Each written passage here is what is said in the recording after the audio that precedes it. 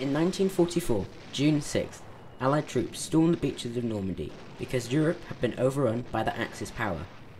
It was the biggest amphibious military assault the world has ever seen and marked the beginning of the end of the war in Europe. Months before the actual invasion, General Dwight Eisenhower was chosen to lead the operations planning and to carry out the actual attack.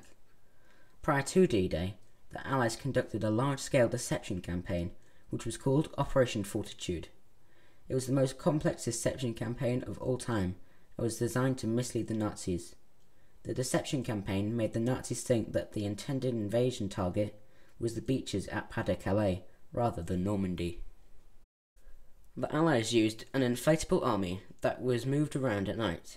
The Nazis' reconnaissance planes would take note of the movement and made it look like the Allies were going to strike at Calais. This, and the endless amounts of information that was being transmitted by the fake army, was intercepted by the Germans, also made them believe in the Calais invasion plan. The Nazis knew that there would be a large-scale invasion of mainland Europe, and that it would come from England, because they knew the Allies would need air support. Because of the amount of effort, the operation was given the name Operation Overlord. The Allies threw everything they had into it. General Eisenhower explains it.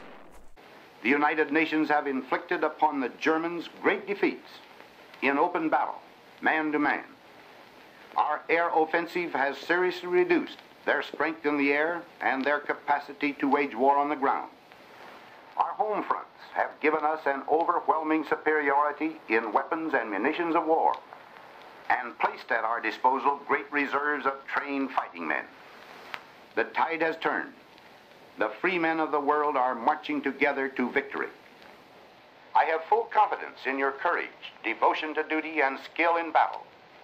We will accept nothing less than full victory. Originally, June 5th, 1944 was the selected date for the invasion. However, bad weather on the days leading up to the operation caused it to be delayed for 24 hours. On the morning of June 5th, after Eisenhower's meteorologist predicted the conditions would improve the following day, he gave the go-ahead for Operation Overlord. By the morning of June 6, thousands of paratroopers and glider troopers were already on the ground behind enemy lines, securing bridges, exit roads and railroads as to hinder Axis support. The amphibious invasion began at 6 AM. The British and Canadian forces overcame light opposition to capture beaches codenamed Gold, Juno and Sword. This was the same for the Americans at Utah Beach. However, US forces faced heavy resistance at Omaha Beach, where they suffered over 2,000 American casualties. Nevertheless, by the end of the day, approximately 150,000 Allied troops had successfully stormed Normandy's beaches. Less than a week later, on June 11th, the beaches had been fully secured and over 326,000 troops, 50,000 vehicles and 100,000 tons of equipment had landed at Normandy, and the reinforcements that could offer support to the thinning front line.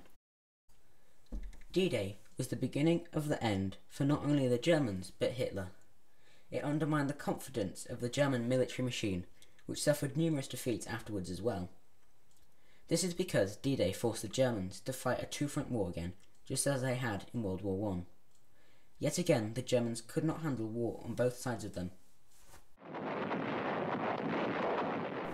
If the Nazis had found out about Operation Overlord, the whole operation could have resulted in a Commonwealth massacre, and the war could have ended in a very different way. This threat meant that the British, US and Canadian forces had to make sure that any information was not intercepted by the Nazis. This preparation was crucial for D-Day's success. Because D-Day was so well planned, the Allied forces made it through and secured the beaches within days. This was the real pushback from the Allies, and was the first step of the final offensive to capture Berlin.